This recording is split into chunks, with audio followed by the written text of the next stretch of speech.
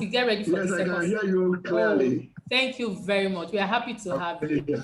He will tell us where the money is in the economy for small businesses. All right. And Dr. Bolarinwa, Olugbemi, sir, can you hear us? Okay. I hear you. Fantastic. Mr. Seye, I envy you, Olurotimi. I wish I'm the one moderating this segment because the people there can also bring, they're going to tell us where it is, but I'm happy in the first segment. They also told us where to find value. And I don't know if the Deputy DG from NACI is here. Can you hear me, madam? Yes, ma'am. Very clearly.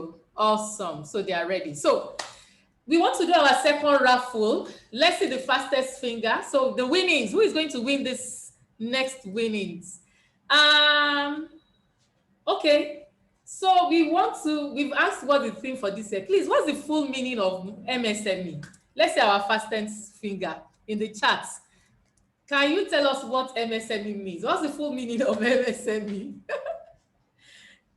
That's part one. Part two, can you tell us the different classification of MSME according to the Medun NBS 2017 report? So two separate questions. If you win both, fine. Okay, so we've seen someone answer the first question. Micro, small, and medium. So my Auditor General, Adetola, is taking note of the fastest person to give us that. Adetola on the beats and taking notes.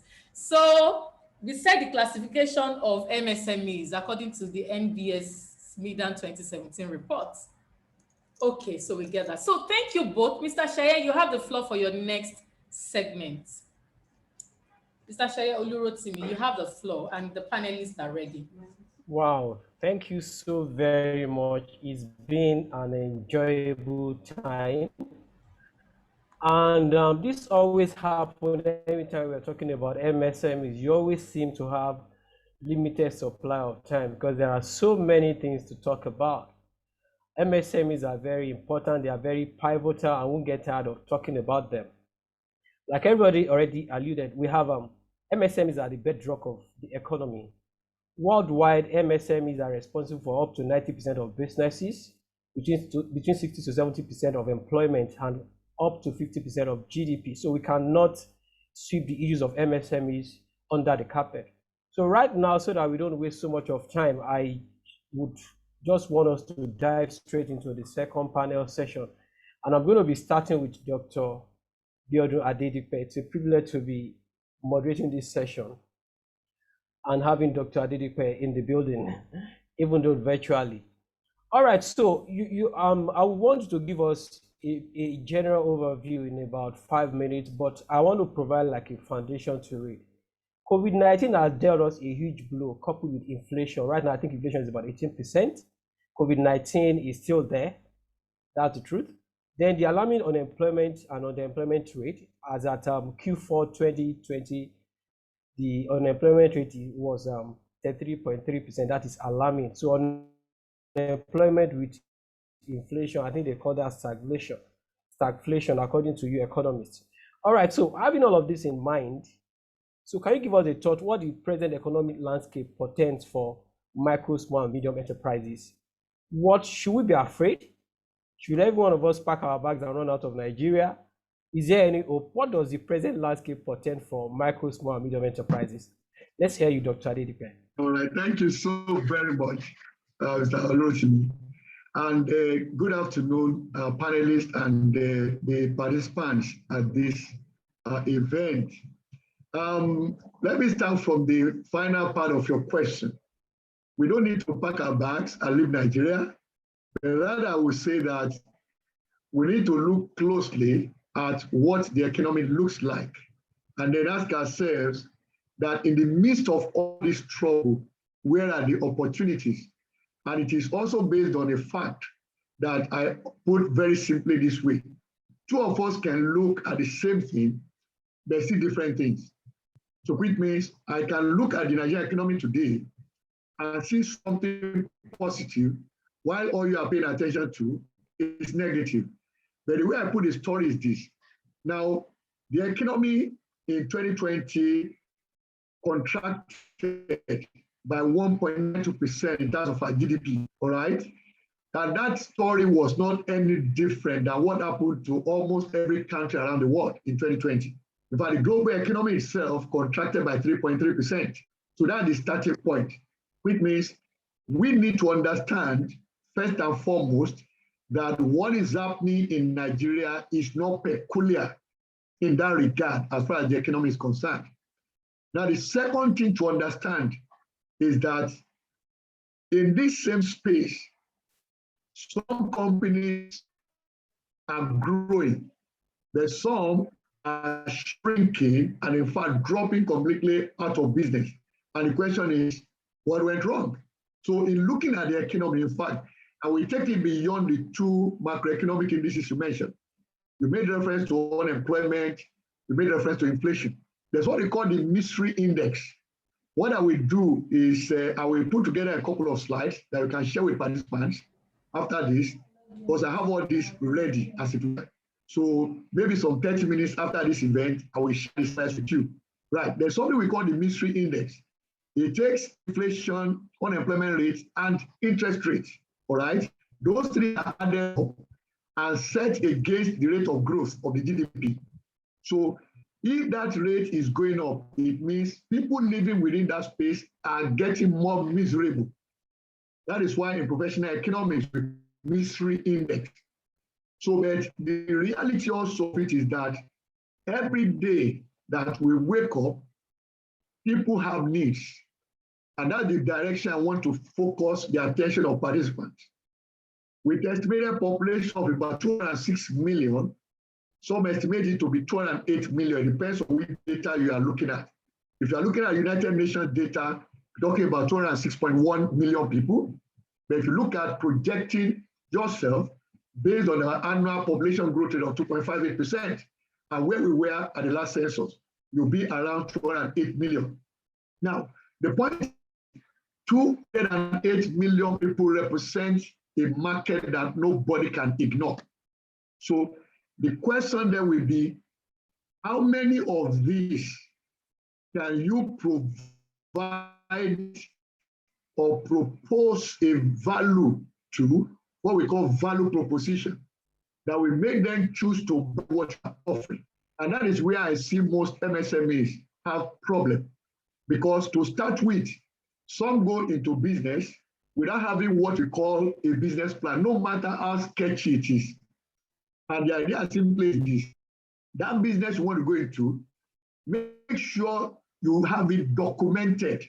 Because anything that is written down, you can always go back to it and edit and improve it. But most of them don't even have it. You can have a one-page strategic plan, one page, okay? They have something written down. So now, when you do that, you begin the process. I will also share a slide with you on what you call the business canvas that says, now you want to execute. How do you run your business? And let me give this up front. That's what I call the four-way test of an MSME. I call it four-way test. And this came from not only studying businesses and consulting for them, I've also been myself in business for 27 years, okay? Starting as a nano business in 1993, February registered, and now coming to the level by definition in Nigeria, a small scale enterprise, okay? So 27 years to migrate from nano to micro to small scale enterprise. And what has been the experience? 4 things here you must pay attention to every day. Number one, if you want to have a successful MSME business, you must be asking someone for transaction on a daily basis. Many of us, we get carried away by what is on hand, but we forget that the transaction on hand today came out of the marketing you did yesterday. So if you want to have a pipeline of transactions, MSME, you must be asking for new transactions on an ongoing basis. That's the first test. Secondly, to test that your company is alive, you must also have transactions on hand that you are working on. Then the third test is that there are transactions you are finishing and therefore invoicing, which means those ones are working towards converting into cash for you. The most risky is the fourth test, which is collection of payment. And I've seen many MSMEs that failed because they didn't conclude what we call the cash conversion cycle.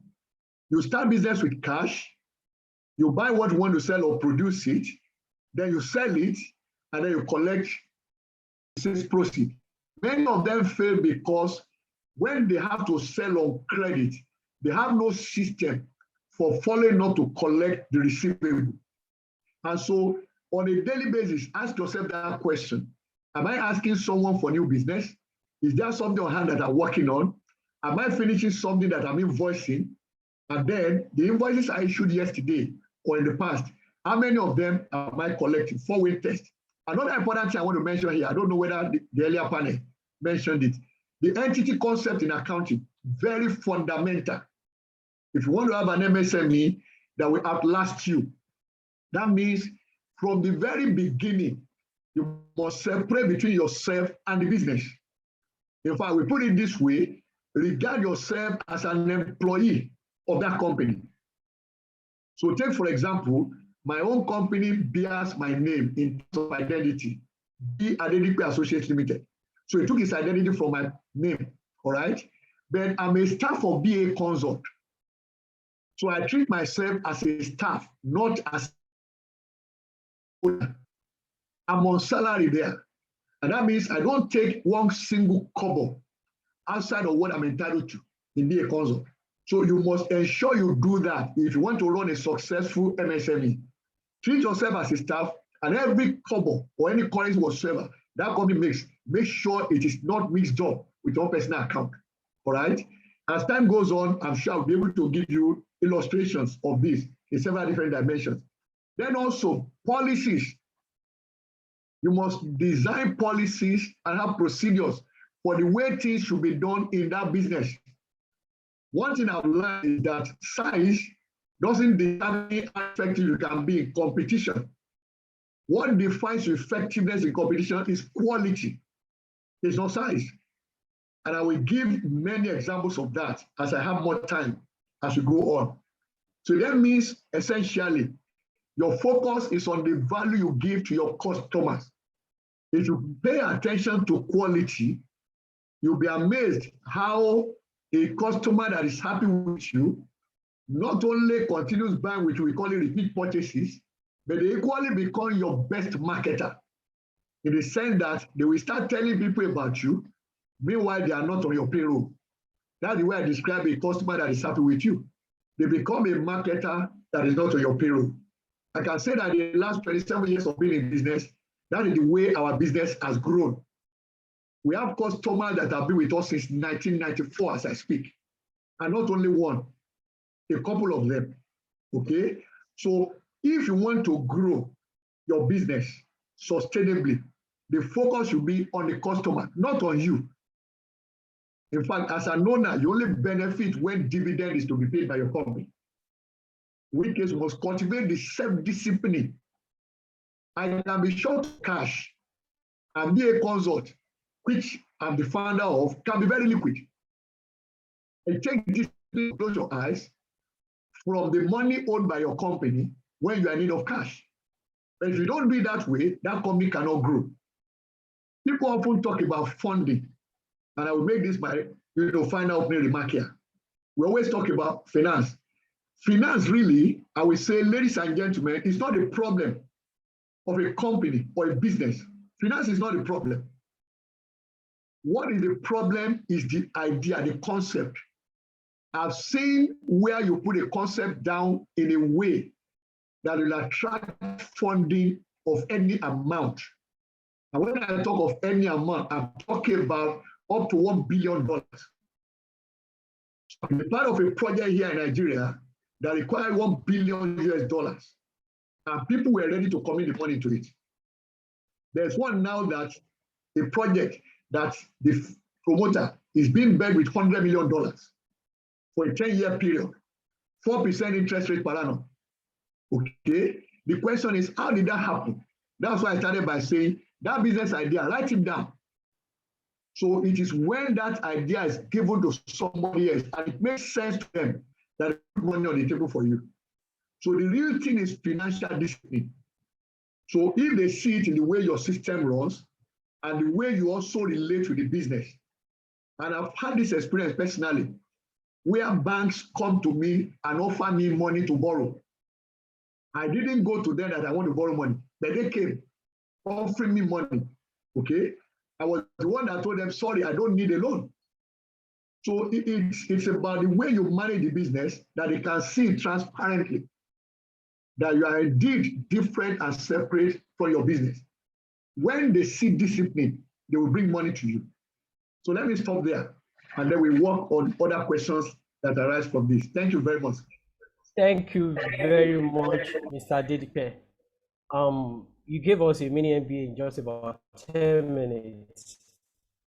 And I mean, my notes is actually full. Very, very important. I want to refer to what you said about the 4-way test for MSM. You said we must have in mind is who have I asked for transaction today. So after this session, I must make sure I chase someone down for transaction. Then I must have a transaction I'm working on at every single time. There must be no time when I'm not working on a transaction. I must also have a transaction that I'm closing and I'm invoicing. And of course, I also must be, tracking a particular payment at every particular time. Thank you very much, Dr. Adedipe, and I didn't expect less. But you also mentioned something. You said banks came for you. They came to you to offer you loan, and you say you don't want. In case they come to you again, please, you can give them an address, sir. And in case you have probably like 1 billion somewhere that you're not using, you can quickly borrow me. I'll give you back in 20 years, sir. All right, I'm just kidding. All right, so now let me move to Mrs. Mo Olumide. I hope I get the name correct, from Nasi. Are you there? Please, can you confirm you're there, ma? Mo Olumide from National Association of Small Scale Industrialists. Are you there? I'm not sure she's there right now. Okay, so let me talk to Dr. Bolarinwa Olugbemi. It's good to have you here, sir. And then we're talking about raw materials. Okay, so it came to my knowledge recently that apart from the fact that we had COVID and some other things, part of the reason why we have the high cost of Gary, for instance, is because, let's say Gary and maize, is because there is forest restriction on importation of some materials. And so because of that, the manufacturers in Nigeria are mopping up some of these things we have locally, like maize is being mopped up by the guys that manufacture conflicts and what have you, coal and some other things. Now that there's forest restriction, even if there's no restriction, the forex rate is very high. So we are forced to look inward. How can we meet up with the demand for raw materials in Nigeria now? What is RMRDC doing to ensure that we get to sufficiency level? Thank you so much. I'm sure you can hear me. Yes, we can hear you, sir. Yes. Let me also commend the earlier speaker, Dr. Adedipe, because he has given an expose of what is required within the MSME space. And I believe that should be a wonderful take home for those of our people listening to us. Yes, COVID came, a very global challenge to everyone. But if you ask me personally, I'm happy that the price of these goods has gone up because it meant more money for our farmers. And that's what we have been preaching. Let's look inward. When we look inward, you are encouraging employment in that sector, that's the agricultural sector. You are also making them to produce more for the industries. Even though, yes, it's affecting all our pockets everywhere. But then I think appreciate the effort that these farmers have put in to even get this produce available to users. Even though we know the challenges why the cost of this thing has gone up. We have the security issues, for example. Most farmers cannot go to the farm because of banditry and what have you. So the little available commodities that are there, of course, definitely I'm not an economist, but the law of demand and supply will also work out. When you have too much of demand on fewer goods, definitely the cost will go up, the price will go up. And that's what we experienced during this era. Apart from COVID itself, the challenge of farmers not being able to go to the farm as they want to, and the hardest farmer prices actually impacted so much on on the price that we are witnessing, not only in Gary, maize, and so many things went up. But at the council, at the Raw Material Research and Development Council, we realized this and we put plans in place. And we have a robust program called Agricultural Crop Boosting Program, where we engage our farmers on their needs from state by state. And then we look for the improved varieties of this crop, because we want to gradually do away with the traditional crops that are not giving us enough yield. Then we engage in institutions that have mandate to get these crops, procure from them, and then distribute to these farmers. So last year, as we're getting out of the lockdown, we actually distributed some crops to our farmers across states. And as this season has also come, because first of all, we realized that we must provide food for our people, for our populace. So we decided to go into those crops, food crops, that our farmers can easily plant, harvest, and made available within a very short time for our consumption, and even to the industries. Last year, we distributed maize, we distributed cassava, sesame, we distributed coconut, and some other crops, about 10 of them, which we procure. And this very planting season, we have 18 crops that we're giving to farmers. And we have started giving them because we know that even post-COVID era, we need to have food. We need to have raw materials in the industries. And that's why 18 crops have been selected across states. And now we have been able to do some, I think about 6 crops. We're waiting for the remaining, cutting across all the crops that are very germane to the industry. So what we do in the council is to assist the small scalers.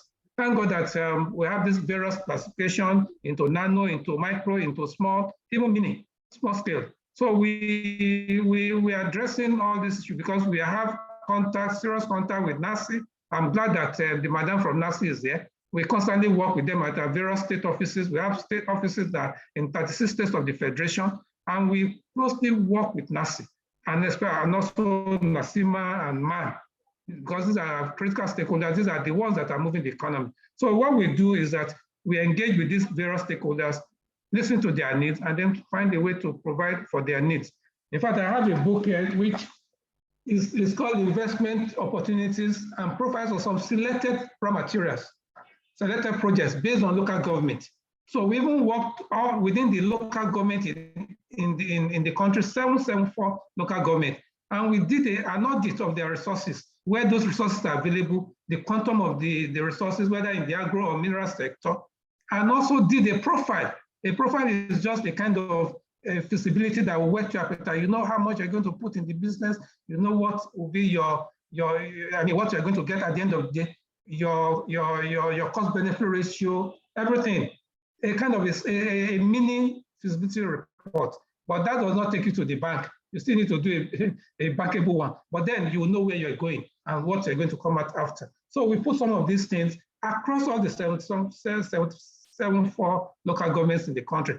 So this is made available to all that are interested. So what we do is to ensure that the impact of COVID-19 is really reduced.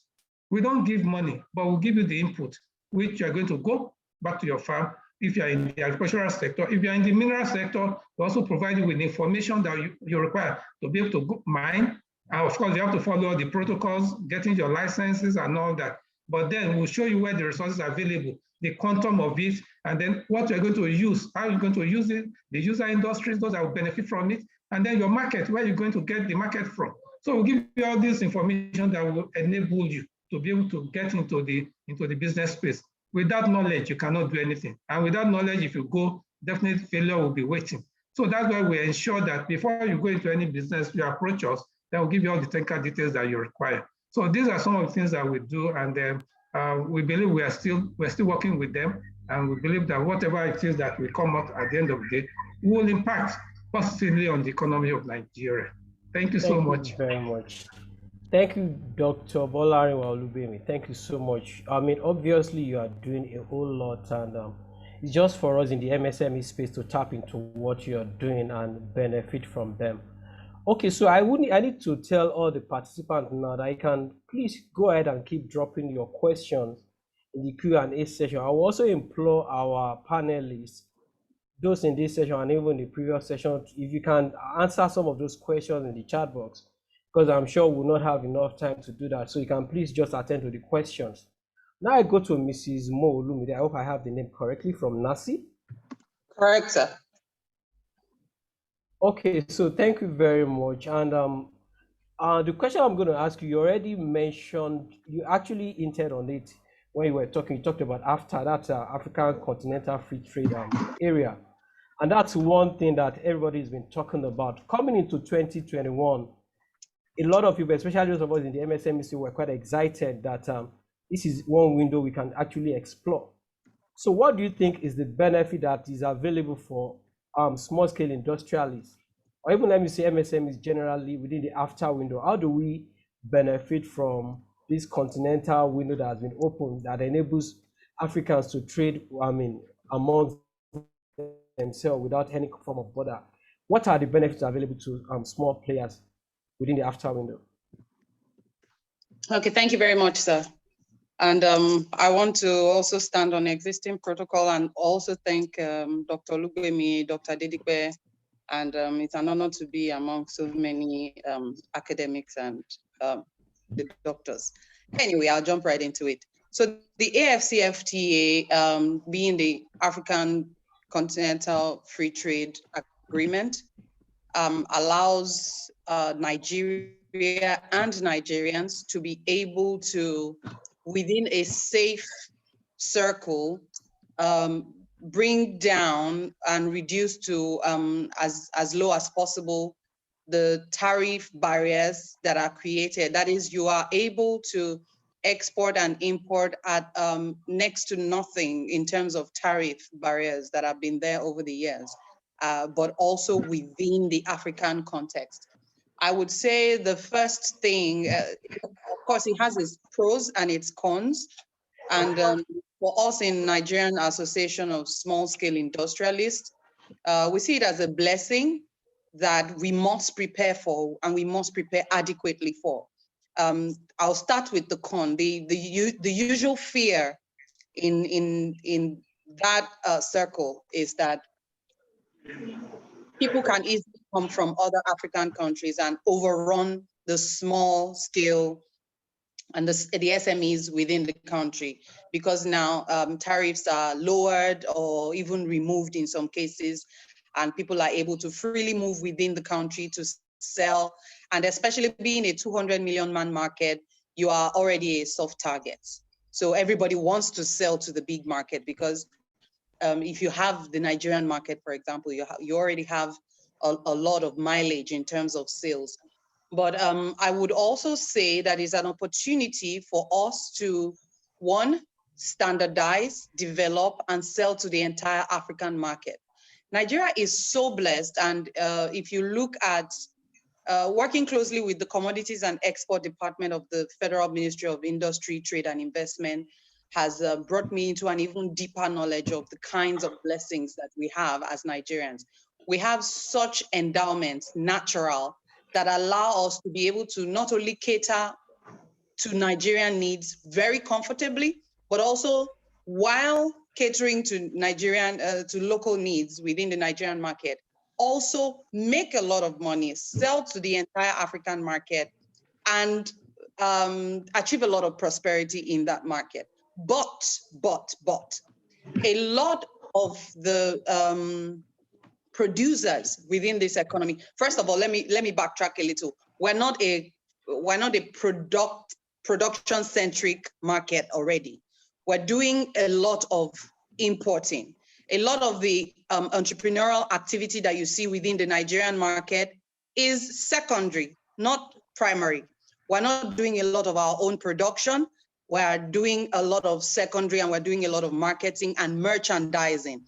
What we need to do is to get our people to become production-centric so that we can get from merchandising to franchising. And when we own our products and we own the market, we're able to reproduce those products and the market around the African market at large.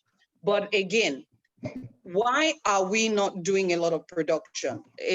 Over the years, we have become comfortable. And like Dr. Olugbemi, I would say the COVID incident was not all bad news for us, because I think it reminded us that we do have natural endowments, natural resources that we should be focusing on producing, and we should be focusing on where we're already producing. We should be focusing on standardizing so that we can sell not just to our fellow Nigerians, but to the African market at large. A lot of our products will not pass the test in many borders, in many African borders. We already have reports and incidents of large shipments of Nigerian commodities being turned back at other foreign borders.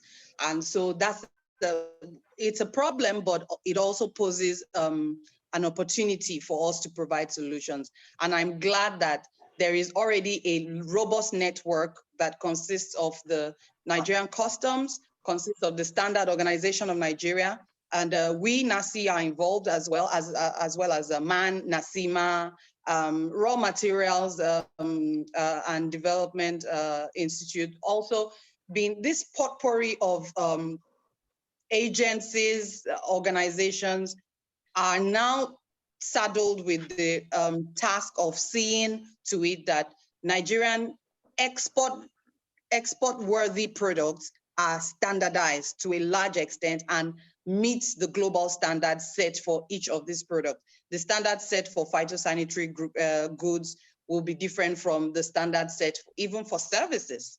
Accounting services, for example, you and I know that Nigerian banks have for a while now been exporting our local brands, and we're already gaining a strong footing in other African countries.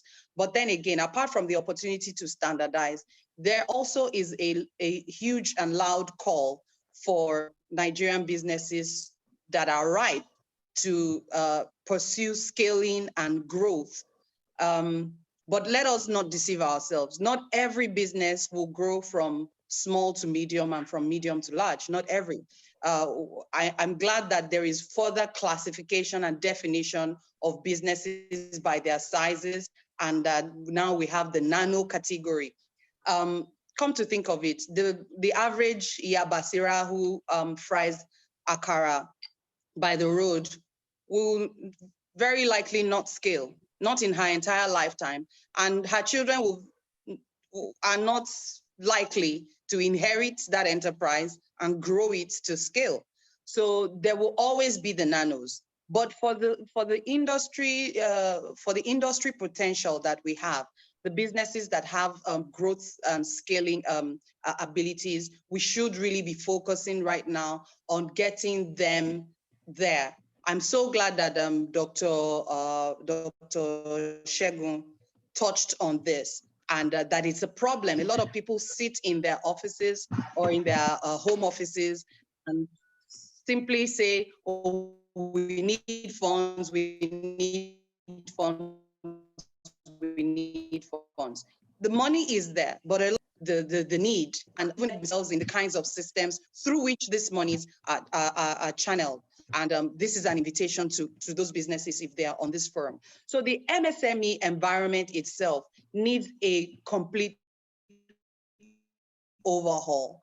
For us in NACI, we have been studying this for a while, and we've discovered that the parallel economy and the real economy are miles apart, and that there is probably not enough being done to see that the parallel economy, which in other countries usually consists of the shadow businesses that operate in the crime and the underworld, in Nigeria is not so.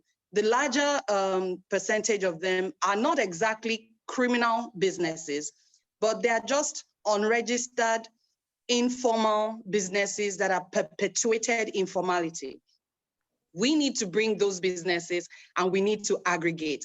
By aggregating, we're bringing all of our strengths together and we're making it possible for us to be able to give the kind of push that allows, for example, government to feel the impact and reckon with the force that the MSME economy is. That force is there, but right now it's fragmented. We know that these businesses operate and they're moving major accounts in terms of money within the market, within the national economy, but nobody knows where they are. The average woman in Okeari or in Idumota is moving millions almost on a weekly basis, but really, where is it captured in the economy? So if it's not captured, the government cannot plan for it. If the government cannot plan for it, then provision is not made for it. If provision is not made for it, then that business eventually suffers and the government also suffers.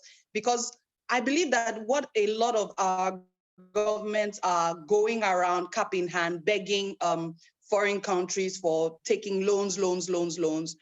We can be self-sufficient to a large extent.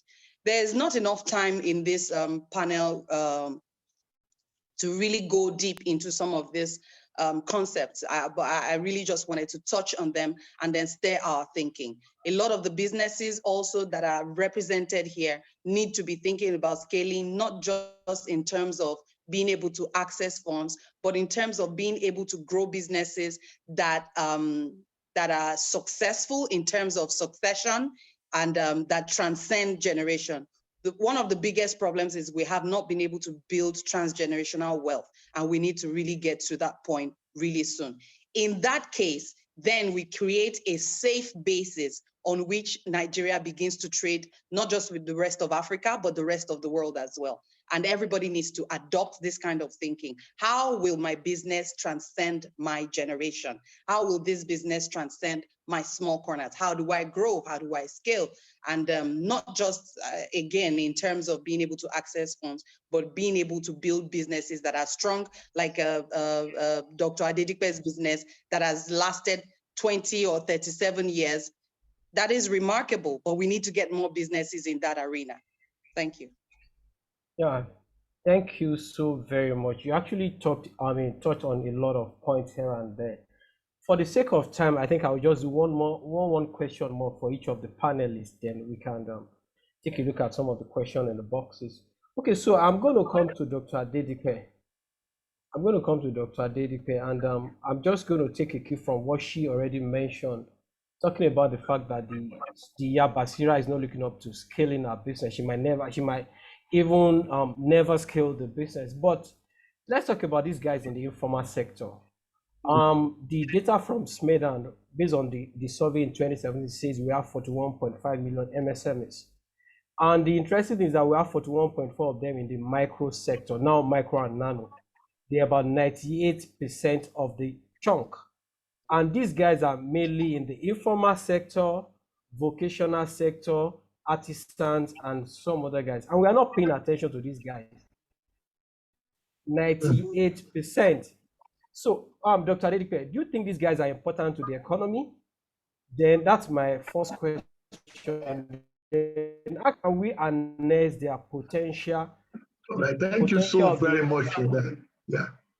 Right now, straight to the point, they are not only important to the economy, I would say they're actually fundamental. Mm-hmm. And that also means for any economy, just look around the world.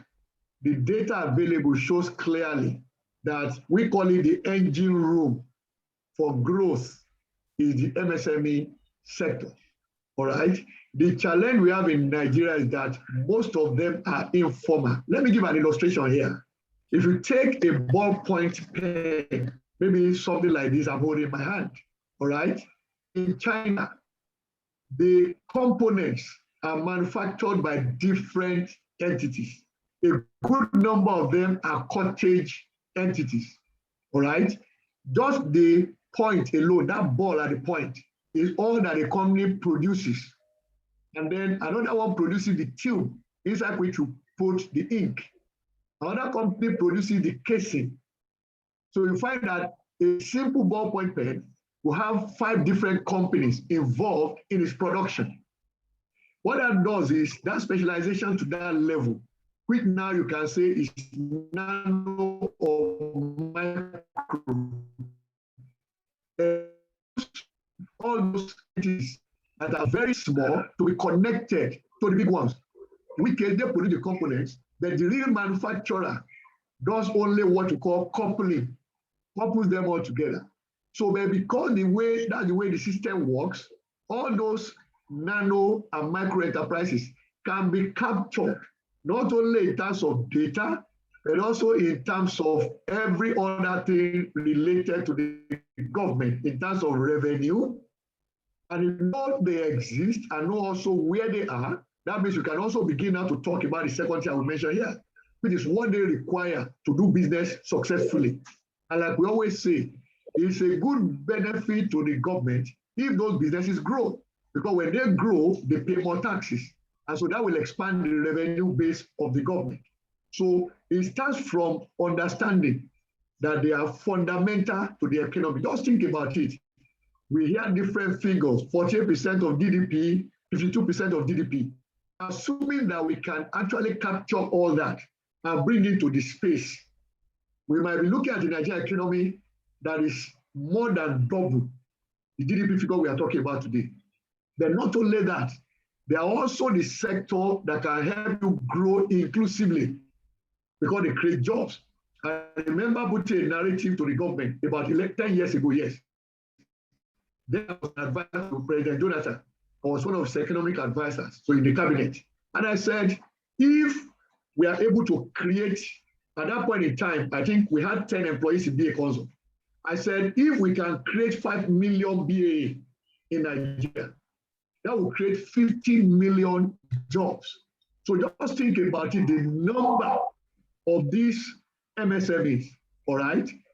Take their number, assume that each of them can create 5 to 10 jobs. What will that do to the problem of unemployment? That's where inclusive growth begins. It's about jobs creation, and then you now build on top of that quality jobs. The first is to create the jobs. The next stage is to make it quality, which means you look at the content and the rest of it.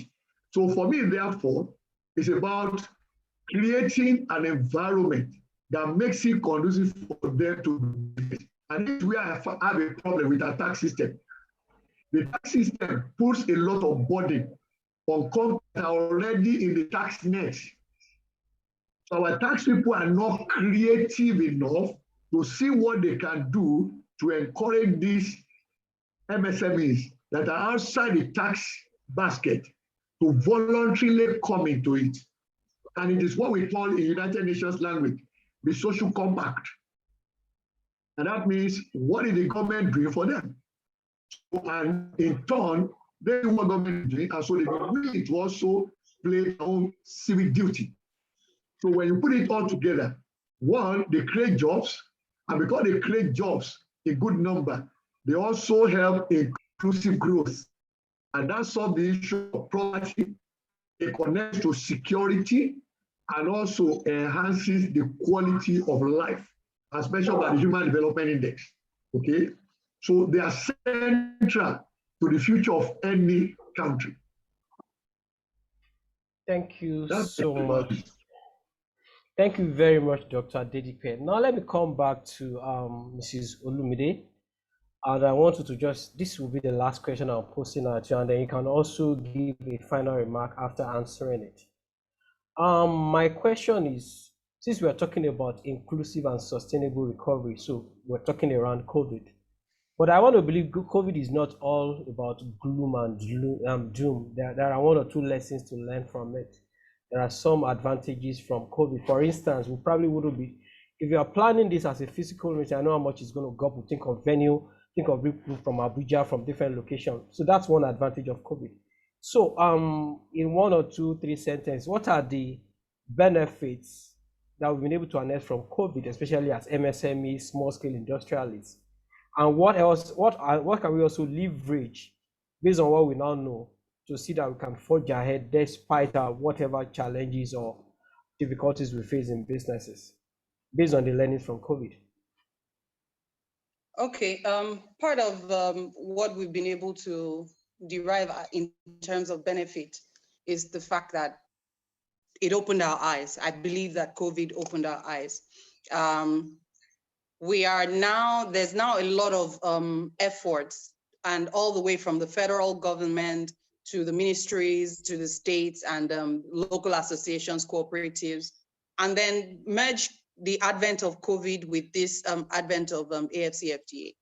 We have suddenly woken up to the fact that there is a lot of capacity that we're sitting on locally. So there's more opportunity provided locally for people to be able to get into this productive economy.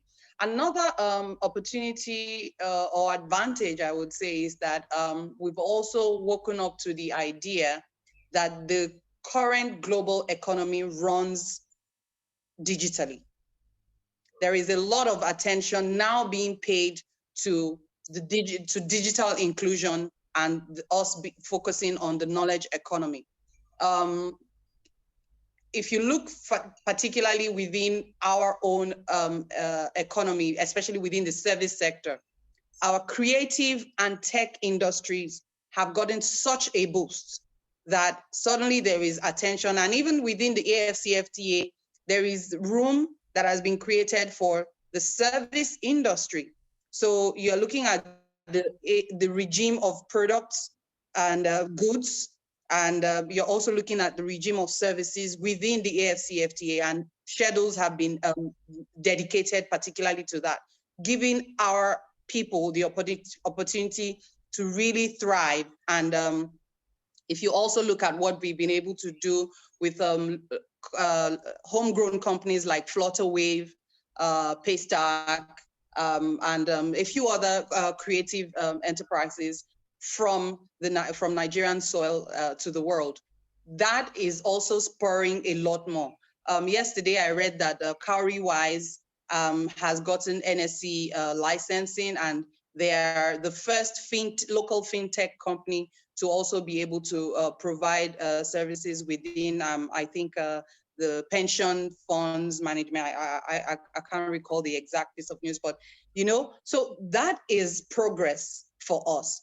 But apart from breaking up the digital divide that has existed, and now us trying to play catch up there, even within the goods industry, we're not going to be able to really play without the digital enablement. Take, for example, Industry 4.0 being the era of industries running on tech and tech-enabled processes and systems. How will we provide and produce for a 1.2 billion man market using our hands and the manual systems that we're used to?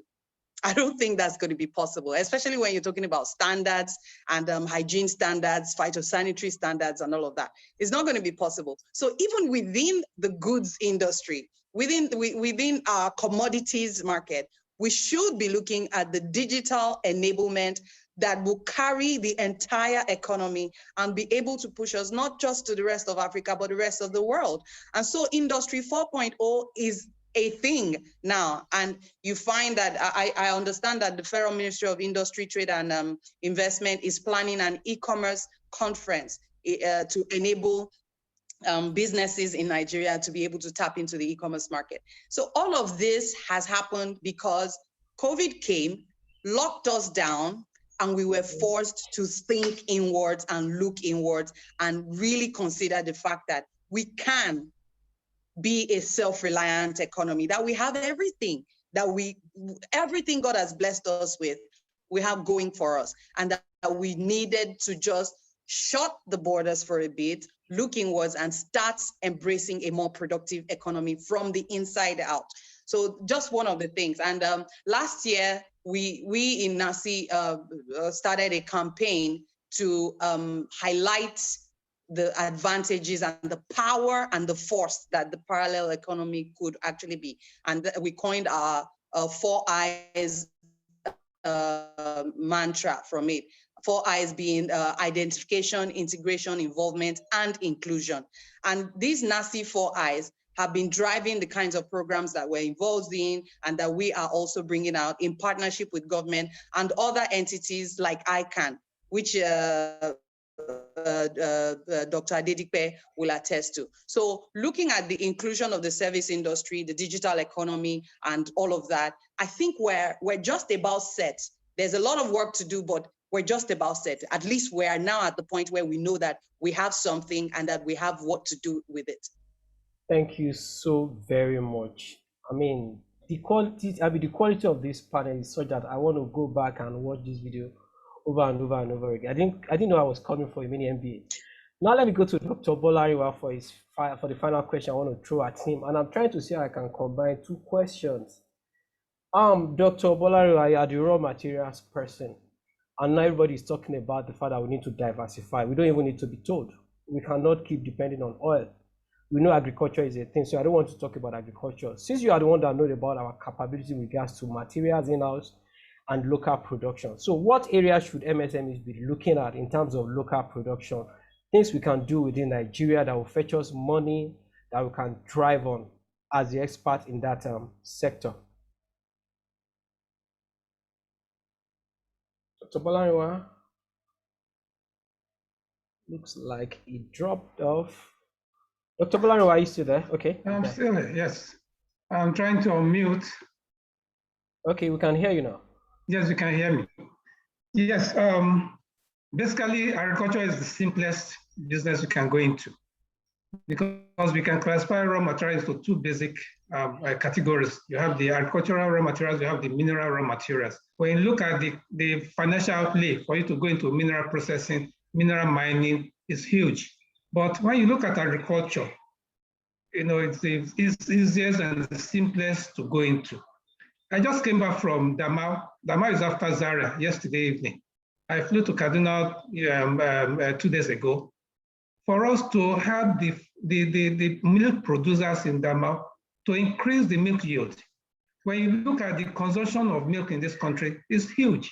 We are producing only about 700,000 liters of milk per year.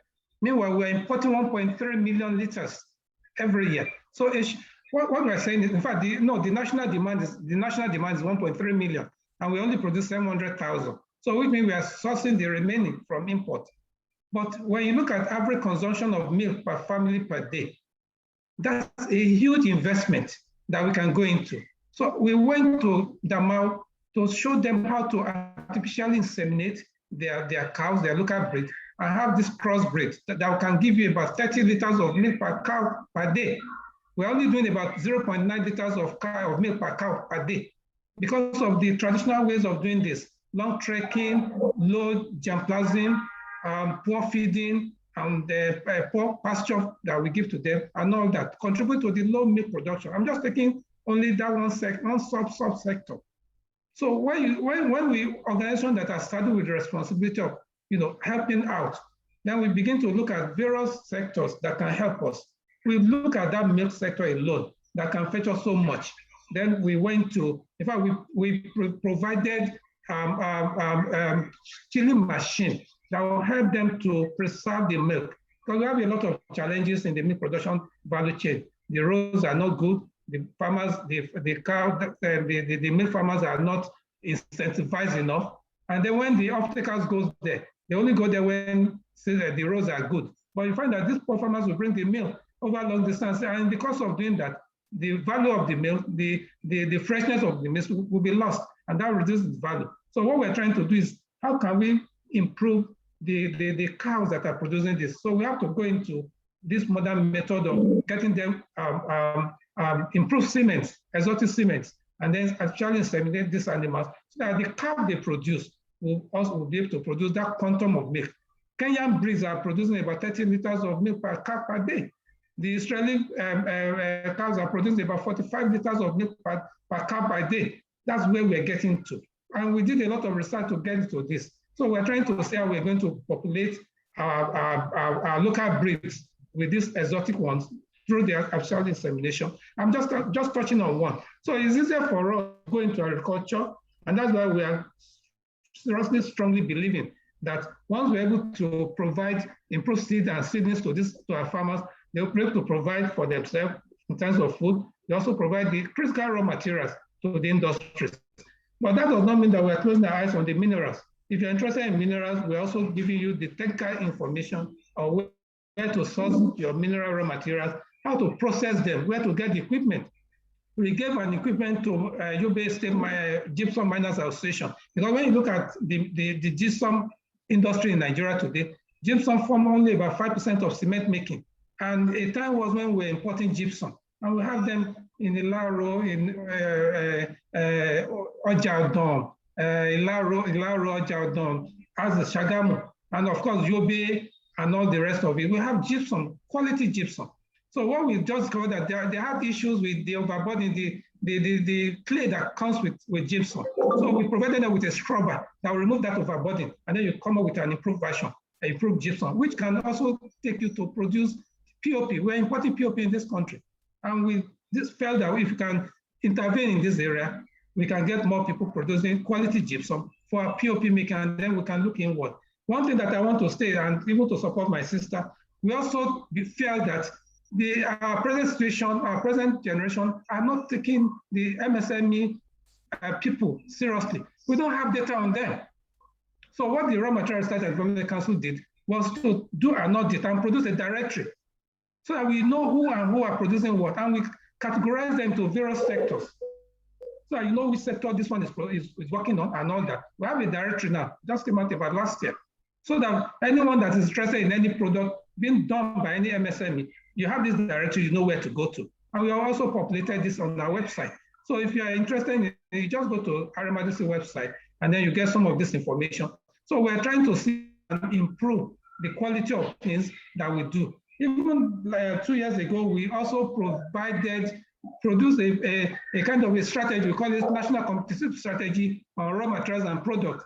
And the Federal Reserve Council approved that strategy. It's just to make our products competitive in the market, because we want to see how we can engage all the other sectors to see how we can help our products, because our products need to be competitive before they can be accepted.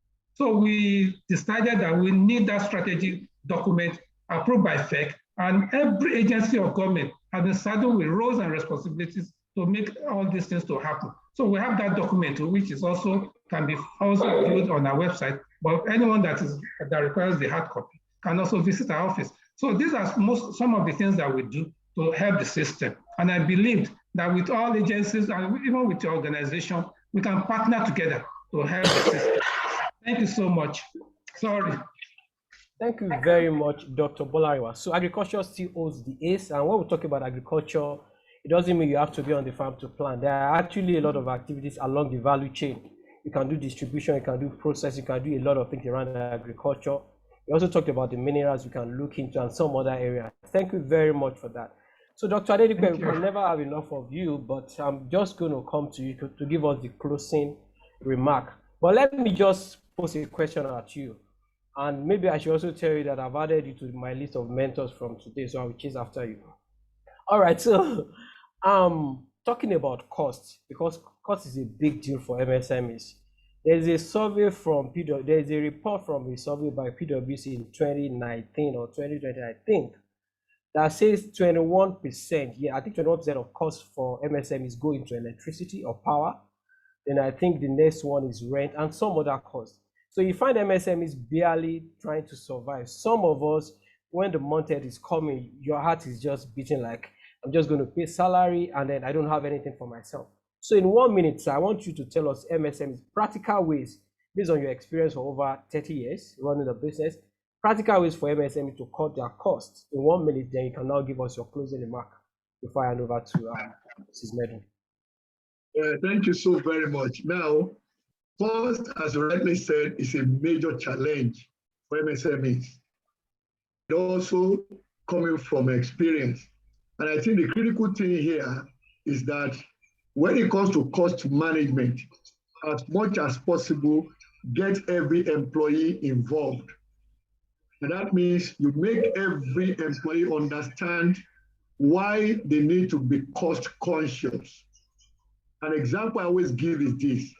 If every day, everybody in the company wastes just a sheet of paper, let's say photocopying paper, so which ordinarily is supposed to be used for printing, then somebody now picks that up and says he wants to use it to draft a memo. Of course, you draft a memo with it, that means that paper will go into trash. So now it might appear so little in terms of the cost of just one sheet of paper, multiplied by the number of employees in that company. Maybe it's as small as BAA. We're about 14 number today, all right? So if 14 of us waste a sheet of paper per day, how many sheets does that translate to in 1 year? And then put that down to reams. They will now see on account of that carelessness, what that amounts to in 1 year. So now, if you take it from that perspective, every other cost element, and in every business, there are 5 basic cost categories. There is your personal expenses, your business expenses, premises, equipment and asset maintenance, and of course, provision for depreciation. Now, depending again on the nature of your business, we might bring a 6th element into that, and that is provision, which in fact applies to every company anyway. But provision comes in when you sell something and you're unable to collect payment for it.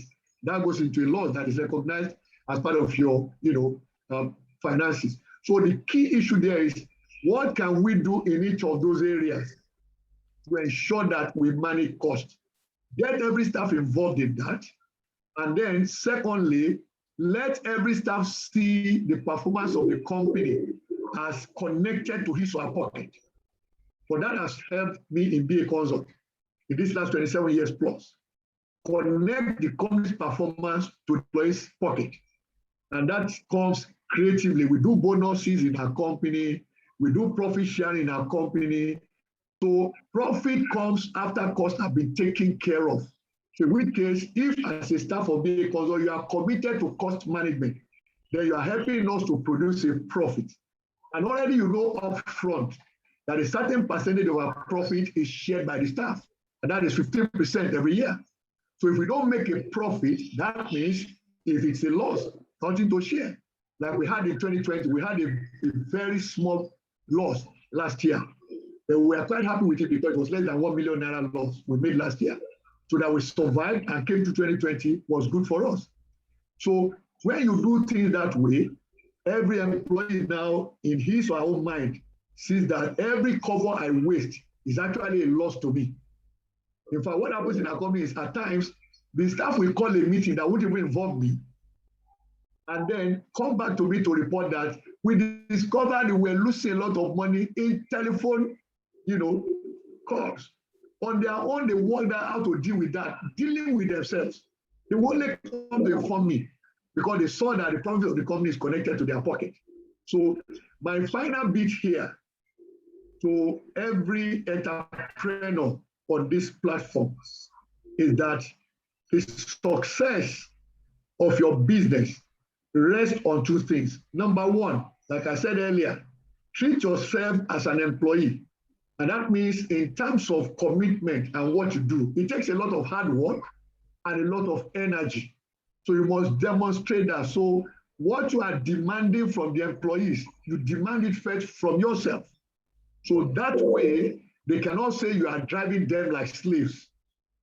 I remember one of our staff who grew later to become a top manager in Airtel.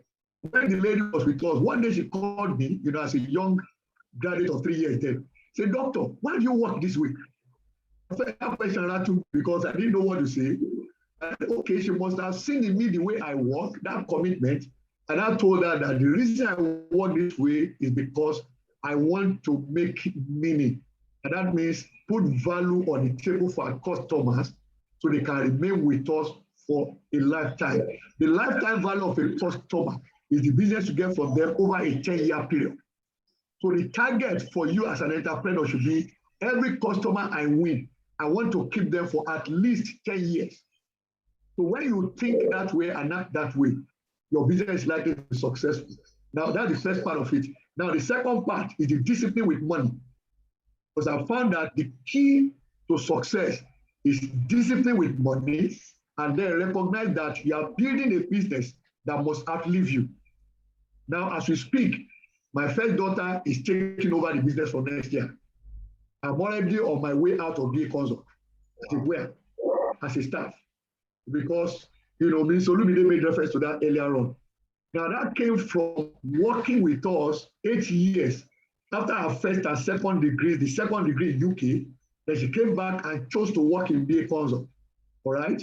So she has worked for years and also proven by way of challenges, problems to solve, transactions to initiate, to deliver, and then collect payment over the 8-year period. So where we got convinced, my wife and I, we work together anyway, in BA Consult. She's also in the accounting profession. We worked together for 20 years. We got to a point where we now became convinced that, look, this young lady is ready to take over. So I'm on my way out of BA Consult. And you know, to give her also the sense that I'm thinking succession, I told her that your own first child also will take BA Consult from you. So in which case, bring her up to be able to take over BA in her own generation. So it's not about me handing over to you. Wow. I gave a charge to her and her husband that your job is to nurture this your first child in order to run BA in future. So that one is 5 years old now. My first daughter will be 35 this September. Okay. So there's a succession plan that already has my grandchild in it for BA Consult. So that is the way it is. So policies are in place, procedures in place, and everything required to make the company sustainable. And that's the way I want to encourage everyone here. Think for the business yourself. If you do it that way, that business will outlast you. So thank you very much. Thank you so very much. Thank you so very much, sir. So much to take away from this session, but I wish we could go on and on and on, but time will not permit us. So at this point, I want to say thank you to Dr. Bolarinwa, Olugbemi, thank you to Dr. Biodun Adedipe, thank you to Mrs. Olumide. I just want to say thank you over and over and over again. So at this point, I hand over to Deepwood. All right, thank you very much, Mr. Olurotimi. Can you hear me? We can hear you clearly. Yes, and I also wish, yes, thank you so much, Doc. I also wish we can go on and on and on. So I share your wishes, but if wishes were horses, you know what they say, that beggars will ride. I'm sure everybody will want to ride. We cannot thank you enough, sir, Dr. Biodun Adedipe, Dr. Bolarinwa Olugbemi, Mrs. Omowumi Olumide Obidiran. Thank you so much for making this session so engaging and intense. I also wish, I think we should have a return. I like rerun matches. I like return sessions. We can't have enough. We may even need to take everybody to the studio and book studio sessions for you and just be recording your thoughts. We should enter your mind. It's been very engaging. We want to say a very big thank you to you, and we appreciate this session. But we have to round up at some point. Like Yoruba people will say that the meat cannot be very sweet. I don't know whether that's a literal translation. That I've forgotten how the adage flows now. You know something that's about that you want to continue eating the meat. We want to continue chewing on the meat, but you see, the throat is also inviting to have its own take. Okay, so thank you very much. So at this point, we would like to wrap up and we want to say thank you. We'll definitely have you again. Dr. Adedipe, whether you move to your daughter or the husband, you know that we will still bring you out, okay? But not at the level of BAMD. We'll bring you as a board member and board of other, but we can't have enough of you. And I'm so happy that we have a directive for raw materials in Nigeria. I'm happy that we said we have it on the website because that book is so big. I don't know how we read 500 and something, but sir, you've given us your website. So a lot of us will be trooping to that website, I'm very sure. I hope your IT person is prepared to make sure that the speed is top notch with the rates at which we'll be going to that website to check what is there. And Nasi, thank you so much. We always call on you and we are happy and glad for what you are doing for your members. We'd like everyone to please put details on the website they have shared so that people can reach them. And for me on this note, before we close, I like the 4-way test, Dr. Adedipe. You've given another 4-way test to me. I used to know the rotary 4-way test, but now I know Dr. Adedipe's 4-way test and I've put it in my hands, my left hand, so that I will not use it to eat. And my people, I've told them every morning, we are going to be answering the 4-way test in the office now. So I have taken that. Thank you very much. And For the directory, we would see if we can get his, the URL and also share with the participant for RMRDC. Okay, and of course, very happy to have them here. So we don't need to worry so much about FX. If anything, we need to worry about is because farmers are going to earn more money, and some of us will also earn more money. So I'm very happy for that insight. And lastly, the 4 eyes. That's also very, very insightful. And we are very glad that a lot is on the table for the MSMEs for scaling up, not to remain small, to grow from nano, like Dr. Adedipe, to micro, to small and medium, and grow like that. So the whole idea is not to remain at the nano level. Let's move on much. So we have a raffle draw now. So let's see who is ready for us. So we have 2 questions. And the first question is, what day and month of the year is the United Nations MSME Day celebrated? So let's say the fastest finger to give us the answer. What day and month of the year is the United Nations MSME Day celebrated? That's question number 1. Question number 2, which federal ministry of Nigeria and agency coordinates and promotes the activities of MSMEs in Nigeria? So if you are, yes, so let's have the question. According to the UN, I'm not talking about the dates, LeapWord is organizing the event. So the United Nations General Assembly devoted a date. So let's know what that date is, date and month of the year. Then agency of government and the ministry in charge of coordinating and promoting activities of MSMEs in Nigeria. Okay, so fastest fingers, and we see who gets the for this. Thank you.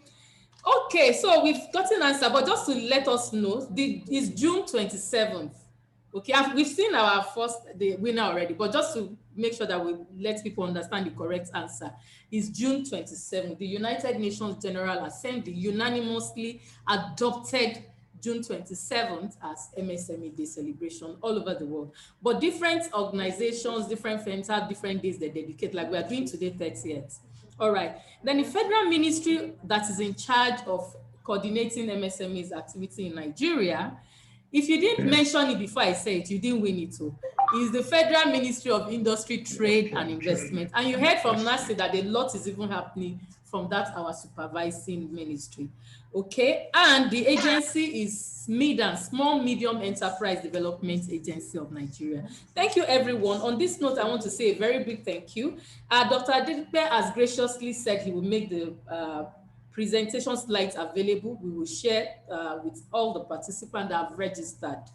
Okay, and all the other information from the other panelists. I can see a lot from other panelists, a lot of suggestions, a lot of things they brought on the table. We will share with all the people that registered. So thank you so much, and have a prosperous, sustainable business that is on a fast growth as we round up this program. So enjoy your day, the rest of the day. And I give you this song as we wrap up. So thank you as we close the event officially. You can have a wonderful afternoon. But for people that want to hang on, we are celebrating. So it's okay to enjoy our celebration song in the next 2 minutes. Thank you, everyone. We're glad you came. Thank you, sir. Thank you, all panelists. Thank you so much. Thank you for having us. Thank you.